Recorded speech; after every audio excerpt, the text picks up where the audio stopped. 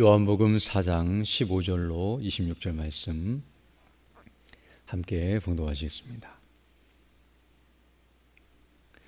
여자가 이르되 주여 그런 물을 내게 주사 목마르지도 않고 또 여기 물 길르러 오지도 않게 하옵소서. 이르시되 가서 내 남편을 불러오라. 여자가 대답하여 이르되 나는 남편이 없나이다. 예수께서 이르시되 내가 남편이 없다 하는 말이 옳도다. 너에게 남편 5이 있었고 지금 있는 자도 내 남편이 아니니 내 말이 참되도다. 여자가 이르되 주여 내가 보니 선지자로소이다. 우리 조상들은 이 산에서 예배하였는데 당신들의 말은 예배할 곳이 예루살렘에 있다 하더이다. 예수께서 이르시되 여자여 내 말을 믿으라. 이 산에서도 말고 예루살렘에서도 말고 너희가 아버지께 예배할 때가 이르리라. 너희는 알지 못하는 것을 예배하고 우리는 아는 것을 예배하노니 이는 구원이 유대인에게서 남이라. 아버지께 참되게 예배하는 자들은 영과 진리로 예배할 때가 오나니 곧 이때라. 아버지께서는 자기에게 이렇게 예배하는 자들을 찾으시느니라.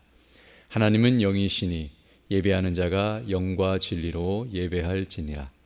여자가 이르되 메시아 곧 그리스도라 하는 이가 오실 줄을 내가 아노니 그가 오시면 모든 것을 우리에게 알려주시리이다.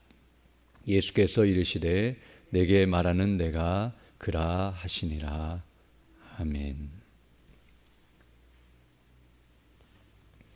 오늘 읽은 이 본 말씀은 이제 예수님과 사마리아 여인 사이의 대화의 내용으로서 이제 사마리아 여인이 예수님을 믿게 되는 과정을 우리에게 증거해주고 있습니다. 앞서 예수님께서 이 여인에게 내가 생수를 주겠다라고 말씀하시자 처음에는 이 여인이 의문을 품었지만 이제는 관심을 가지고 그것을 요구하고 있는 모습이 나타나고 있습니다. 오늘 15절 말씀이 그러한데요. 15절 보게 되면 여자가 이르되 주여 그런 물을 내게 주사 목마르지도 않고 또 여기 물 길르러 오지도 않게 하옵소서라고 말씀하고 있습니다. 처음에는 생수를 주겠다고 하자 어디서 그 생수를 구할 수 있습니까? 당신이 야곱보다 더 큰 사람입니까? 라고 그렇게 물으면서 의문을 품었지만 이제는 나에게 그런 물을 주셔서 여기에 그런 물을 주심으로 이제 물 길러 오지 않도록 도와달라고 요청함으로써 그 물에 대해서 관심을 가지고 또 그것을 얻고자 하는 마음이 생겼다는 것을 우리에게 가르쳐주고 있습니다. 그러나 이 말을 하고 있지만 여전히 이때에도 이 여인은 예수님이 누구신지에 대해서 정확히 알지 못하고 있고 그리고 생수가 무엇인지도 정확히 알지 못하고 있다는 사실을 알 수 있습니다. 그러나 그것을 알지는 못한다 할지라도 만약 그런 것이 있다고 한다면 즉 그것을 먹었을 때 다시 목마르지 않고 또 영생하도록 솟아나는 샘물이 되면 다시 물들어 올 필요도 없기 때문에 이런 것이 있다고 한다면 좋겠다는 의식이 들어왔다는 것을 알게 되는데요. 계속 목이 마르고 그리고 물을 길르러 와야 하는 그런 현실의 문제를 생각하면서 그에 대한 그것을 해결받고자 하는 갈급함이 있었다는 사실을 알 수 있습니다. 즉 이 여인은 어떤 의미에서 부도덕한 여인이었기 때문에 사람들 만나는 것이 불편하였고 또 이렇게 계속해서 낮 12시 뜨거운 시간 사람들이 모이지 않는 그 시간대에 이렇게 우물물을 뜨러오는 것이 쉽지 않은 일이었기 때문에 이런 일들이 빨리 해결되기를 바라면서 만약 예수님께서 그런 문제를 해결할 수 있다고 한다면 저에게도 그런 은혜를 주십시오라는 그런 부탁의 말이었다고 말할 수 있습니다. 그러자 이제 16절을 보게 되면 예수님께서 이 여인에게 질문을 하시는데요. 이르시되 가서 내 남편을 불러오라 라고 말씀하고 계십니다. 어찌 보면 이 말씀은 이 여인에게 충격적인 말씀이 아닐 수 없는데요. 갑자기 생수를 주시겠다고 하시고 나서 남편을 불러오라고 말하고 계시기 때문입니다. 그러나 이 예수님의 말씀은 바로 그 여인으로 하여금 자신의 실상을 보게 하는 내용이라고 말씀드릴 수 있는데요. 즉 남편을 불러오라는 이 말씀은 바로 이 여인으로 하여금 자신의 죄가 무엇인지를 생각나게 하시고 그리고 죄인된 자신의 비참한 실상을 직면하도록 이끌시고 계시는 모습이라고 말할 수 있습니다. 그러자 이 여인은 오늘 이 말씀을 듣고서 솔직하게 예수님께 대답하고 있는데요. 17절 보게 되면 여자가 대답하여 이르되 나는 남편이 없나이다 라고 말씀하고 있습니다. 지금 예수님께서는 이 여인으로 하여금 현실의 문제가 아니라 영적인 문제, 곧 그 사실 자신이 죄인이라는 것과 죄 가운데 있다는 사실을 주목하게 하시고 계시며, 바로 예수님께서 앞서 말씀하신 생수는 바로 육신의 문제가 아니라 영혼의 문제를 해결하는 비결이라는 사실을 가르쳐주고 있음을 알 수 있습니다. 그러자 이제 그 여인의 눈이 조금씩 띄어지면서 현실의 문제, 또 육신의 문제에서 자기의 영혼의 문제로 그 시선이 움직이고 있고, 그리고 영적인 문제, 하나님과의 관계 속으로 그의 마음이 움직이면서 이제 솔직하게 주님께 자신의 상태를 아뢰고 있음을 알게 됩니다. 그러자 17절로 18절에서 예수님께서 말씀하시는데요, 예수께서 이르시되 내가 남편이 없다는 말이 옳도다. 너에게 남편 5이 있었고 지금 있는 자도 내 남편이 아니니 내 말이 참되도다 라고 말씀하므로, 이 여인의 과거가 어떠했는지를 이미 예수님이 다 알고 계시고 5명의 남편이 거쳐갔고 지금 현재 있는 남편도 그의 남편이 아닐 정도로 그가 부도덕하고 또 합당치 못한 삶을 살고 있는 것을 분명하게 드러내주고 계십니다. 이 모습을 통해서 예수님께서는 이 여인이 어떠한 상태에 있는지를 다 알고 계시고, 그가 예수님 앞에서 죄를 숨길 수 없다는 사실을 분명하게 말씀해주고 있습니다. 어찌 보면 처음 만난 사람이었고 또 자신에 대해서 모른다고 생각하면서 남편 이야기를 했을 때에 거짓을 고할 수도 있거나 또 그것을 숨기려 했을 수도 있겠지만, 그렇지 않고 있음을 보게 되며 예수님께서는 오히려 그에게 그 죄를 생각나게 하시고 드러내시고 그 죄 앞에서 자신의 실상을 보게 하시는 모습임을 알 수 있습니다. 그러자 이제 이 여인은 예수님께 대하여 이제 질문을 하고 있는데요, 바로 19절로 24절을 보게 되면 예배와 관련하여 예배에 대해서 묻고 있고, 그리고 예수님께서 그에 대해서 정확하게 대답해 주시고 계시는 모습이 나타나고 있습니다.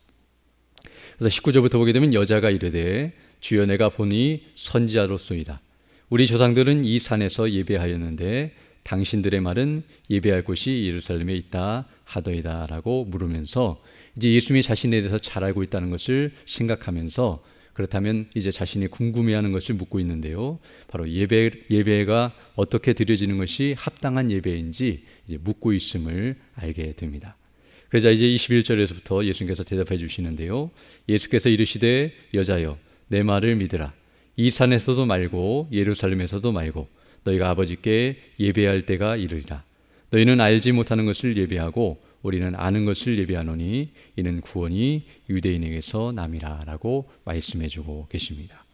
즉 그들이 예배를 드리고 있었지만 그 예배는 잘못된 예배이며, 그리고 유대인들도 어떤 의미에서는 형식적으로 잘못된 예배하고 있지만 이제 바르게 예배할 때가 올 것이며, 더 정확히 표현하면 이제 예수님을 말미암아 구원을 받게 되는 놀라운 역사와 사람이 거듭나고 구원을 받아 하나님 앞에 바르게 예배하는 그런 신령한 예배, 온전한 예배를 드리는 때가 올 것임을 말씀하시면서, 어떤 면에서는 예수님을 통한 구원과 구원받은 백성들이 하나님을 바르게 예배하는 그런 놀라운 역사가 일어날 것을 이와 같이 말씀해 주심을 알게 됩니다.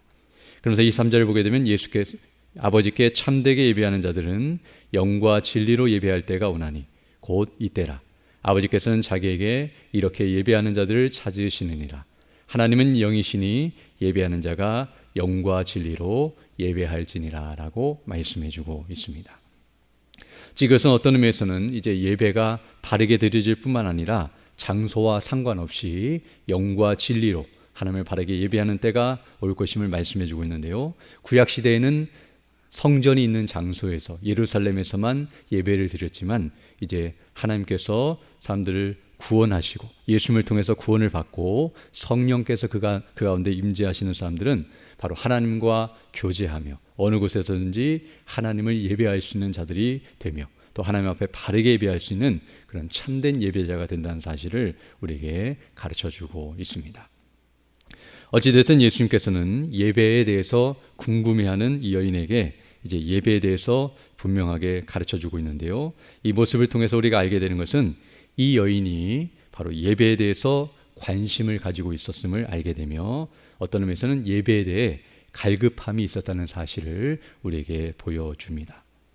즉 이 말은 어떤 의미에서 앞에서 말씀드린 것처럼 이 여인이 죄를 범하였고 부도덕한 삶을 살고 있었는데요, 바로 그런 죄인으로서 하나님을 바르게 예배하지 못하는 괴로움을 가지고 있었다는 것을 알게 되며, 그리고 더 나아가서 그런 죄를 사함받고 하나님을 바르게 예배하고자 하는 소망이 그 여인의 마음속에 있었다는 사실을 알게 됩니다. 즉 죄를 범하고 있었지만 그 죄 가운데 있는 것이 좋은 것이 아니라 오히려 그 죄 가운데서 벗어나고자 하는 갈급함이 그 마음에 있었으며, 하나님과의 관계를 생각하고 있었고 하나님을 예배하고자 하는 갈급한 심정이 있었지만 그러지 못하고 있는 그런 자신의 비참함과 그 어리석음을 생각하면서 이와 같은 마음을 갖고 있었음을 알게 되며, 이런 마음이 그 안에 있었지만 그러나 그것을 드러낼 수 없었고 또 그것을 말해도 소용없었기 때문에 이와 같이 생활하고 있었음을 알게 되며, 예수님께서는 어떤 의미에서 그의 마음속에 있는 그 영적인 갈급함을 불러일으키고 또 그것을 주목하게 하시며 영적인 문제로 그의 시선을 이끌고 계시면서 그것이 중요하다는 사실을 가르쳐주고 있음을 알게 됩니다. 그리고 이제 그렇게 할 수 있는 방법이 있다는 사실을 예수님께서는 어떤 의미에서는 가르쳐주고 있는데요, 바로 이와 같이 예배할 수 있는 때가 올 것이며 또 이렇게 예배하는 자들 하나님께서 찾으신다고 말씀하시므로 이 여인도 그와 같이 예배할 수 있음을 가르쳐주고 있습니다. 그러자 이제 25절에서 여자가 이르되 메시아 곧 그리스도라 하는 이가 오실 줄을 내가 아노니 그가 오시면 모든 것을 우리에게 알려주시리이다 라고 말씀함으로써 바로 이 여인도 구약 성경에서 약속하신 바 메시아 그리스도를 대망하고 있었고, 비록 죄 가운데 있었고 연약한 가운데 있었지만 믿음을 가지고 또 그런 은혜를 사모하며 살아가고 있었다는 사실을 가르쳐주고, 또 그리스도께서 오시면 바로 이와 같은 일들이 일어날 것이며 그 일을 행하실 것을 그가 믿고 바라고 있었음을 알게 됩니다. 그러자 이제 예수님께서는 26절에서 예수께서 이르시되 내가 말하는 내가 그라 하시니라 라고 말씀하시므로 바로 예수님 자신이 그가 믿고 있는 바 그리스도이시며 바로 예수님께서 그 일을 행하러 이 땅에 오신 분이시고 바로 예수님께서 앞서 주시고자 했던 그 생수가 바로 그와 같은 은혜라는 사실을 그에게 가르쳐주고 있습니다. 바로 이 말씀을 통해 예수님께서는 우리의 죄를 사해 주시고 우리로 하나님을 바르게 예배하는 예배자가 되게 하시는 분이시라는 사실을 분명하게 선포하고 계십니다. 오늘 우리는 이 말씀을 통하여 사람에게 있어서 중요한 문제는 현실의 문제, 현안의 문제가 아니라 영적인 문제라는 사실을 다시 한번 깨닫게 됩니다. 어떤 의미에서 예수님께서는 이 여인으로 하여금 그 문제를 주목하게 하시고 그 문제를 해결받도록 인도하고 계시다는 사실을 알게 됩니다.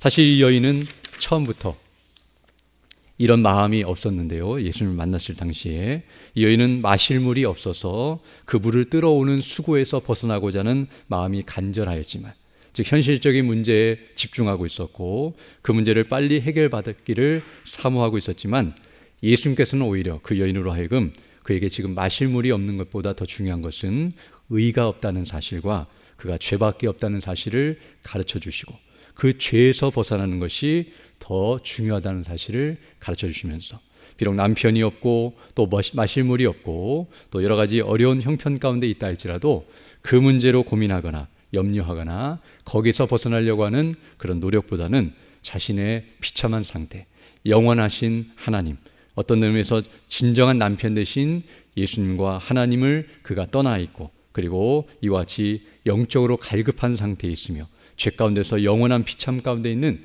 자신의 실상을 보면서 거기에서 생수 되신 예수님을 온전히 믿고 의지하며 그 생수를 마시고 그리고 온전히 해가람을 받으며 영생을 누리는 것, 그것이 그의 진정한 복이라는 사실을 가르쳐 주시면서 그의 영적인 눈을 띄워주시고 영광을 바라보도록 이끄시고 계시는 모습임을 알게 됩니다.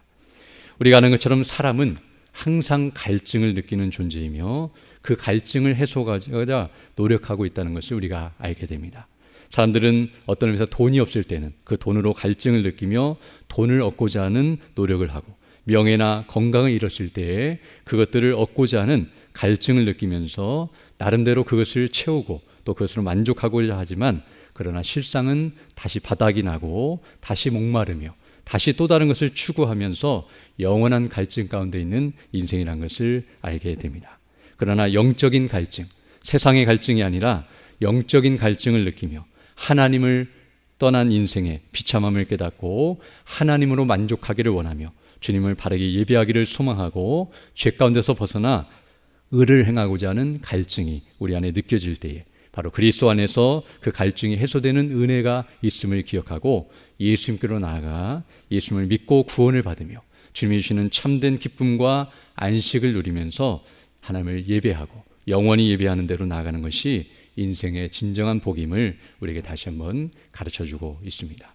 오늘도 우리에게 이런 은혜를 주신 하나님께 감사드리며 우리가 이미 그 해가를 받았지만 그러나 이 세상을 살면서 여전히 죄 가운데 빠져 있고 또 세상의 것들에 마음이 빼앗기면서 쓸데없는 것에 갈증을 느낄 때가 많은데요. 그럴 때마다 예수 그리스도를 온전히 믿고 의지하며 성령의 충만한 가운데서 온전히 해가람을 받고 참된 만족 가운데서 모든 세상의 헛된 것들을 이겨내고 주님의 영광을 위해서 살다가 마지막 날에 주님 앞에 기쁨으로서는 우리 모두 되어야 할 줄로 믿습니다. 이런 은혜를 달라고 간구하시며 살아가는 복된 한 해 되기를 간절히 소망합니다. 함께 기도드리겠습니다. 거룩하시고 자비로우신 아버지 하나님, 감사를 드립니다. 정말 죄 가운데 빠져 영원한 갈망과 비참한 가운데 있었던 인생들이었지만 우리 주 예수 그리스도 안에서 참된 안식과 만족을 허락하여 주시고 하늘의 영광으로 충만케 해주시며 믿음으로 이 땅을 살아갈 수 있도록 은혜를 풀어주심을 인하여 감사를 드립니다. 정말 세상을 향하였던 우리의 시선이 하늘을 향할 수 있도록 인도하여 주시고 현안의 문제 때문에 고민하며 염려하는 것이 아니라 영적인 문제를 생각하고 그 은혜를 구하면서 믿음 안에서 기뻐하고 감사하며 맡기신 사명을 잘 감당하며 나아가는 우리 모두 될 수 있도록 은혜의 은혜를 더하여 주옵소서. 특별히 연약한 중에 있는 주 백성들 일일이 기억해 주시고 치료해 주시고 회복해 주셔서 더 강건한 모습으로 주일에 힘쓰는 믿음 사람들 다 될 수 있도록 은혜를 덧입혀 주시며 우리 모든 성도들의 가정과 직장과 사업과 행하는 모든 일들에 은혜를 덧입혀 주셔서 주의 나라와 영광을 위해 살아가기에 부족함이 없도록 은혜의 은혜를 더하여 주옵소서. 이 시간 기도할 때 주의 성령께서 함께하사 믿음으로 주의 뜻을 간구하는 귀한 시간 되게 하시고 오늘도 주와 동행하는 복된 한 해 될 수 있도록 은총을 더하여 주옵소서. 우리 구주 예수님 이름으로 기도드립니다. 아멘. 하늘에 계신 우리 아버지, 아버지의 이름을 거룩하게 하시며 아버지의 나라가 오게 하시며 아버지의 뜻이 하늘에서와 같이 땅에서도 이루어지게 하소서. 오늘 우리에게 일용할 양식을 주시고 우리가 우리에게 잘못한 사람을 용서하여 준 것 같이 우리 죄를 용서하여 주시고 우리를 시험에 빠지지 않게 하시고 악에서 구하소서. 나라와 권능과 영광이 영원히 아버지의 것입니다. 아멘. 기도하시고 돌아가십시오.